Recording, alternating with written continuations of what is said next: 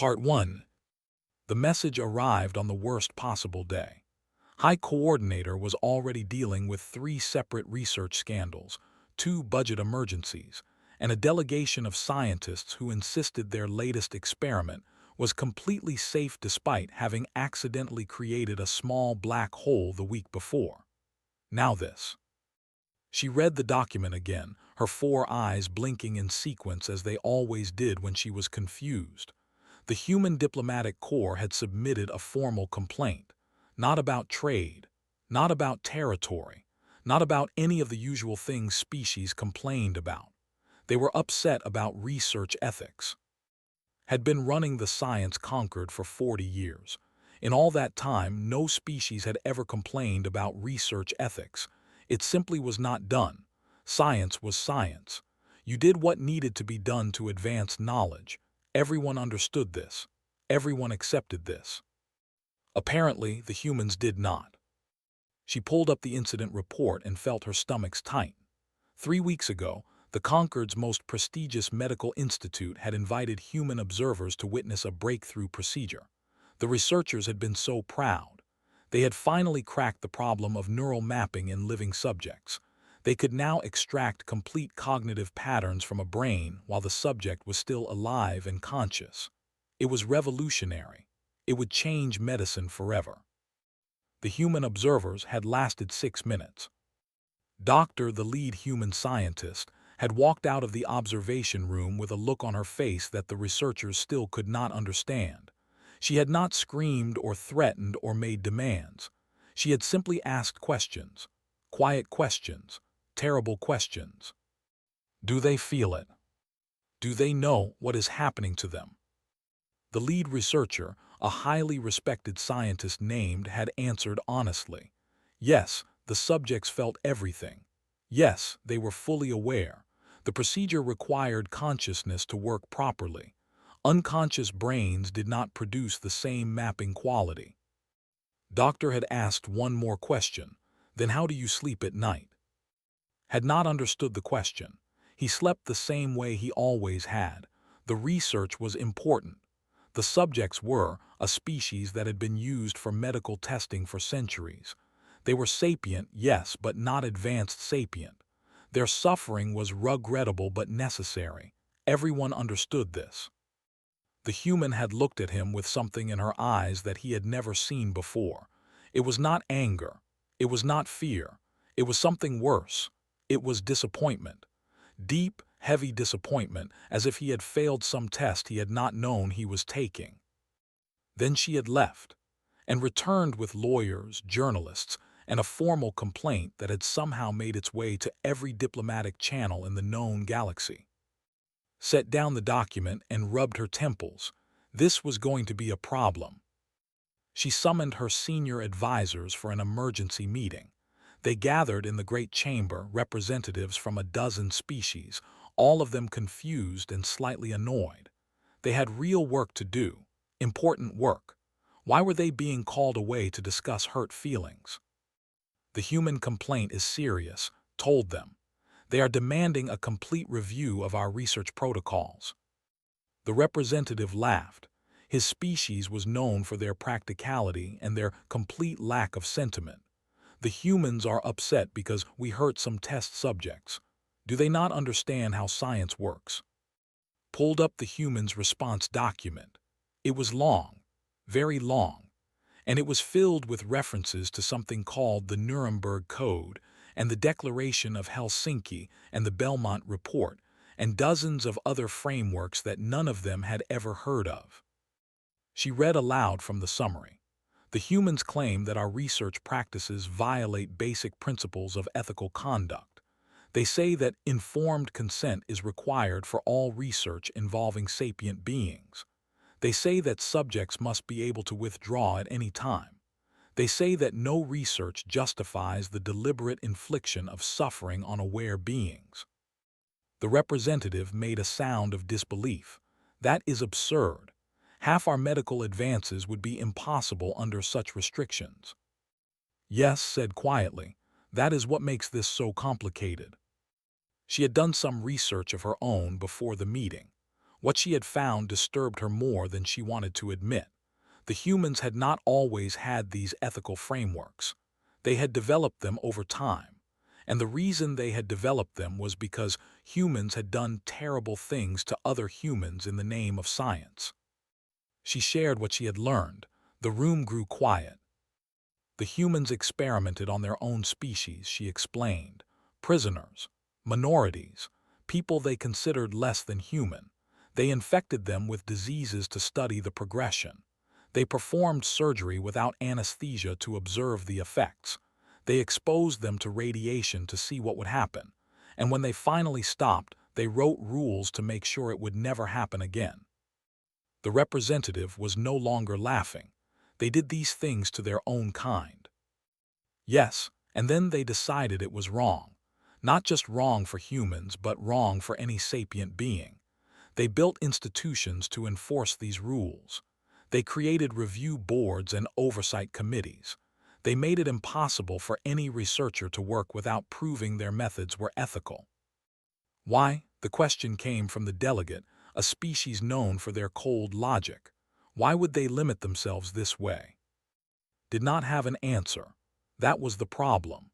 She did not understand why any species would choose to restrict its own scientific progress based on something as vague as ethics. The meeting ended without resolution. They would need more information. They would need to talk to the humans directly. Sent the invitation that night.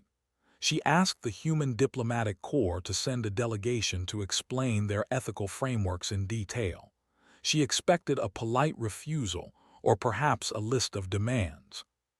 Instead, she received an immediate acceptance and a note from Doctor herself. "We will come. We will bring our history. We hope you are ready to hear it." Was not sure what that meant, but something in the words made her nervous. The humans were bringing their history, as if history was a weapon, as if the past could somehow change the present. She thought about in his neural mapping experiments. She thought about the subjects, strapped to tables, fully conscious as their minds were pulled apart in. She had seen the recordings. The subjects could not scream because their vocal systems were paralyzed, but their eyes moved. Their eyes were aware. She had watched those recordings many times over the years. She had never thought about what the eyes meant. She had never asked herself if the subjects knew what was happening to them. Now she could not stop asking. The human delegation would arrive in 3 days. Spent those days reading everything she could find about human research ethics.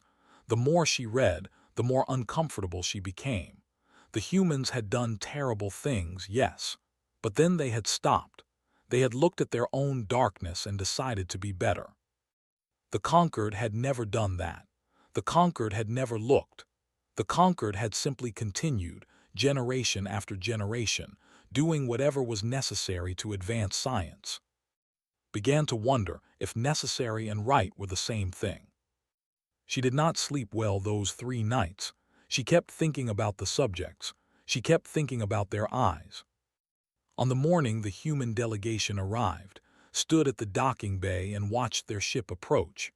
It was a small vessel, unimpressive by conquered standards, but something about it made her hearts beat faster. The humans were bringing their history. For the first time in her long career, High Coordinator was afraid of what she might learn. Part 2. The human delegation arrived with boxes. This surprised everyone. The conquered had long ago moved beyond physical storage. Everything was digital, instantaneous, perfect. But the humans carried actual boxes made of some kind of process plant material, and inside those boxes were documents. Paper, Doctor explained when she saw their confusion. We brought paper records. Some things should be held in your hands. They set up in the great chamber. Representatives from 30 species had gathered to observe. Most of them were skeptical. A few were openly hostile. The delegation had demanded to attend and sat in the front row with his arms crossed, waiting to defend his work. Doctor did not seem bothered by the hostile faces. She stood at the front of the room with quiet confidence, a small human woman surrounded by beings 3 times her size, and she did not flinch. "I want to tell you a story," she said. "It is not a pleasant story, but it is true, and I think you need to hear it." She began with something called Unit 731. It was a research facility run by humans during one of their many wars. The scientists there had performed experiments on prisoners.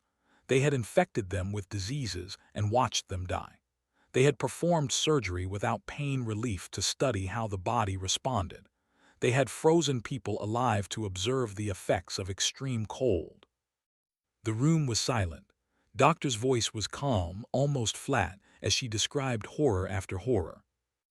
"These researchers believed they were doing important work," she said. "They believed the knowledge they gained would save lives. They told themselves the subjects were enemies, not really people. They told themselves the suffering was necessary." She paused and looked directly at, "Does any of this sound familiar?" The scientist shifted in his seat, but did not respond. Doctor continued. She told them about something called the Tuskegee experiment, where human researchers had deliberately left a disease untreated in a group of their own people, just to study what happened. The subjects had been told they were receiving care. They had trusted the researchers, and the researchers had lied to them for 40 years. She told them about children in institutions, used for vaccine testing without their parents knowing.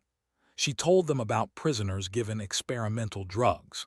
She told them about poor people and minorities targeted because no one would notice if they disappeared. The stories kept coming. Each one was worse than the last, and with each story Doctor showed them documents, photographs, records, evidence that all of this had actually happened, done by the same species that was now lecturing them about ethics. A delegate finally spoke up. "You did all of these things. Your species committed these atrocities, and now you presume to judge us." Doctor nodded slowly. "Yes, we did these things, and then we stopped. We looked at what we had done and we were horrified, not at others but at ourselves. We created rules and institutions specifically because we knew we could not trust ourselves to do the right thing without them." She pulled out another document and held it up. "This is the Nuremberg Code," she said. "It was written after one of our great wars, when we discovered what our own scientists had done in the name of research. It established for the first time that human experimentation requires voluntary consent. The subject must be able to understand what is happening and agree to it freely. No exceptions. No excuses." She set it down and picked up another. "This is the Declaration of Helsinki. It expanded those principles. It said that the individual subject must take precedence over all other interests. Science does not justify suffering. Knowledge does not justify cruelty." One by one she showed them the documents, the Belmont Report, the Common Rule, Institutional Review Board protocols, centuries of frameworks, each one written because something had gone wrong and humans had decided to make it right. Doctor, another member of the delegation, stepped forward to speak. "Every one of these documents exists because we failed," he said. "We learned that good intentions are not enough.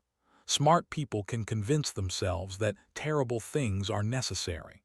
The only protection is to build systems that ask hard questions before the research begins. Systems that give someone the power to say no." Finally stood up. His voice was defensive. "The subjects in my research were selected according to all conquered protocols. They were properly acquired and legally classified as research assets. Everything I did was within established guidelines." Doctor looked at him for a long moment. "In Nazi Germany," she said quietly, "everything the researchers did was legal too. They had protocols. They had classifications. They had paperwork. The problem was not that they broke their rules. The problem was that their rules were wrong." She walked toward him, stopping a few feet away. "You told me the subjects were aware during the procedures, that they felt everything, that they knew what was happening to them." "Yes, the procedure requires consciousness." "And you have done this to how many subjects?" 347 answered, over the course of 12 years. Doctor's voice did not change. 347 beings who were awake and aware while you took their minds apart. Did any of them consent? Consent, the word seemed to confuse him. They are research assets. Consent is not applicable. Were they afraid? Hesitated, that was not measured. But you saw their eyes. You saw them looking at you while you worked. The scientist did not answer, but something in his posture changed. Something shifted. Doctor turned back to address the full chamber. "We are not here to punish you," she said. "We are not here to claim moral superiority. We have no right to that claim. Our own history is soaked in blood. But we learned something from that blood. We learned that science without ethics is just organized cruelty with better record-keeping. We learned that the moment you decide some beings do not deserve protection, you have already lost something more important than any knowledge you might gain." She paused, letting the silence stretch. "We built our ethical frameworks because we could not trust ourselves. Because we knew that without rules and oversight, we would find reasons to do terrible things. Because we understood that the capacity for cruelty lives in all of us, and the only defense against it is to build walls we cannot easily tear down." High Coordinator had been silent throughout. Now she spoke, her voice heavy. "They have been used for research for over 300 years. Generations of scientists have worked with them. We have always told ourselves it was acceptable because they were not advanced sapients." Doctor looked at her with something that might have been compassion. "You told yourselves a story that made it easier. Humans have always been very good at telling those stories too. The question is whether you are ready to stop believing them." Thought about the recordings she had watched, the eyes, the awareness in them. "What would you have us do?" she asked. Doctor smiled sadly. "What we should have done a long time ago, start over, build something better, and never forget what it cost to learn this lesson." The chamber remained silent for a long time after she finished speaking. Part 3. The years that followed were difficult. Change is never easy, especially when it requires admitting that everything you believed was wrong. But slowly, painfully, the conquered began to transform. Led the effort. She could have delegated it, could have assigned committees and subcommittees, and let the process disappear into bureaucracy. But she did not. Every day she came to work and faced the hardest questions herself. Every day she pushed forward even when others wanted to slow down. The first step was all research involving them was suspended immediately. The surviving subjects from neural mapping project were released and offered whatever rehabilitation was possible. Personally traveled to deliver a formal apology. The leadership did not know how to respond at first. No one had ever apologized to them before.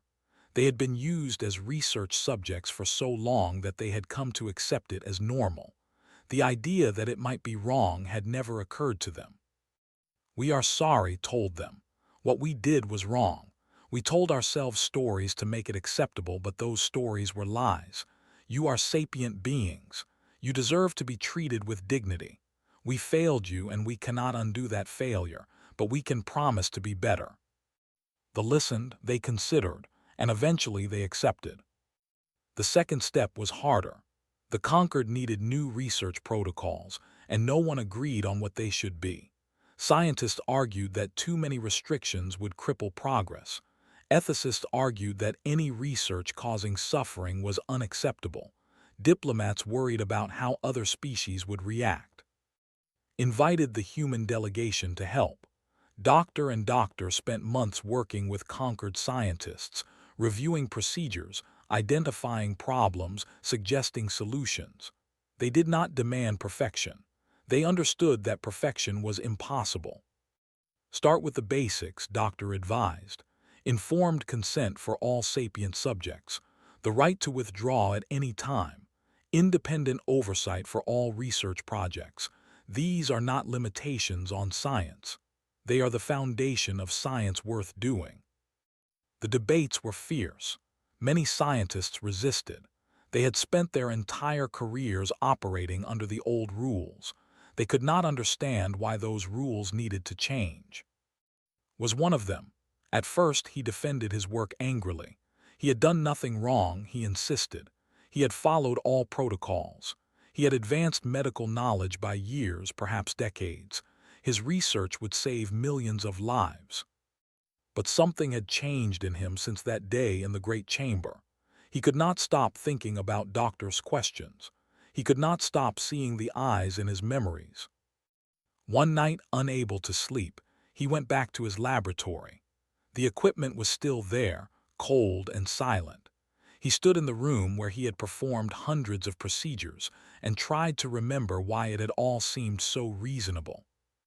He remembered the first subject, a young, barely adult by their species standards, had explained the procedure carefully, even though he knew the subject could not respond. He had been professional, efficient, compassionate in his own way. The subject's eyes had been terrified. Had noticed. He had recorded it in his notes as elevated stress response and then continued with the procedure. It had not occurred to him to stop. It had not occurred to him that a stressed response from a strapped-down subject meant anything important. Now, standing alone in his dark laboratory, he understood what Doctor had been asking. How do you sleep at night? The answer was that he had not been sleeping. Not really, not for a long time. The next morning, requested a meeting with Doctor. They talked for hours. He told her things he had never told anyone, details about his research that he had buried in the back of his mind. She listened without judgment.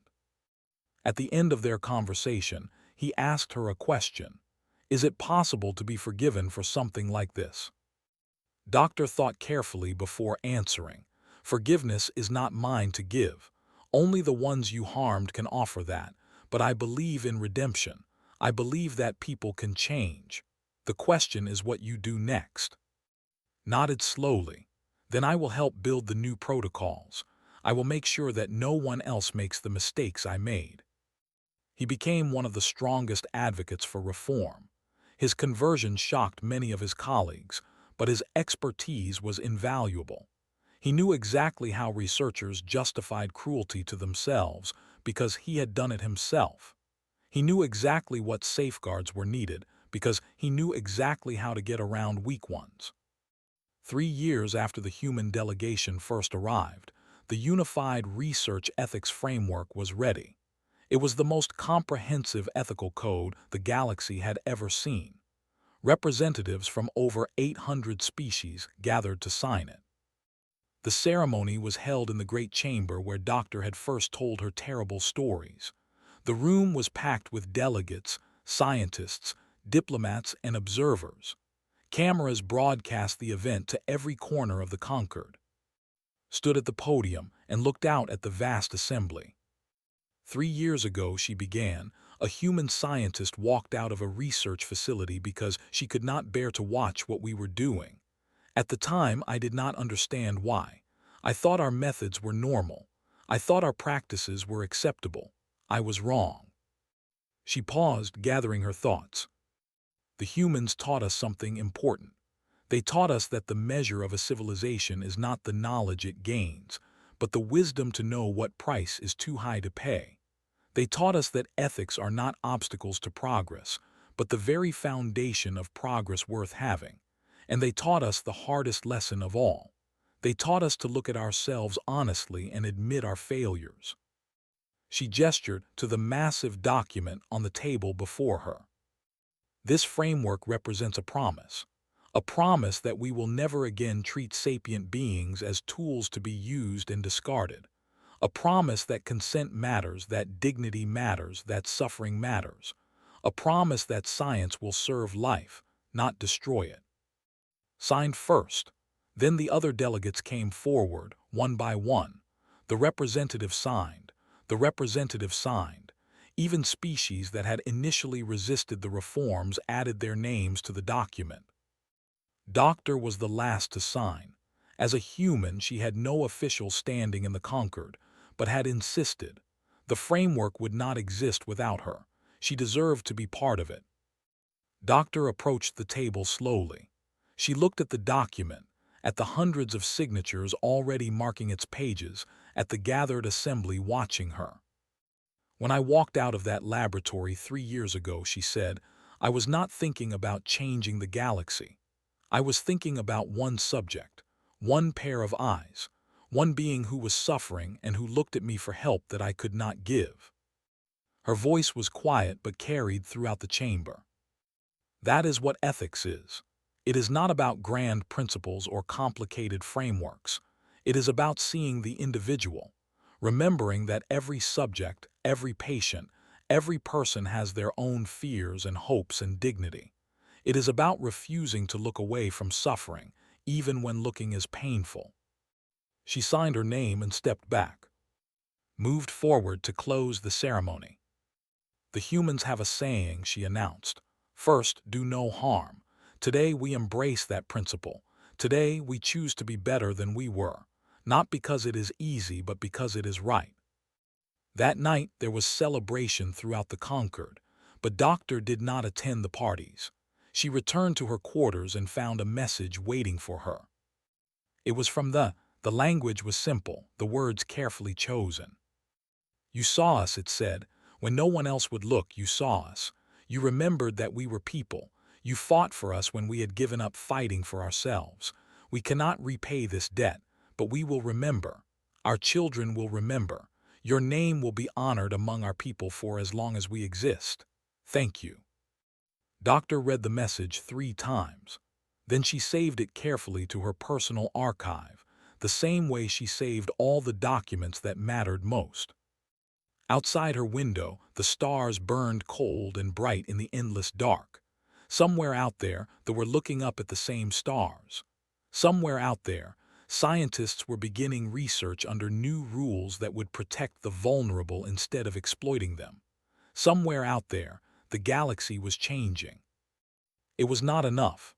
300 years of suffering could not be erased by signatures on a document.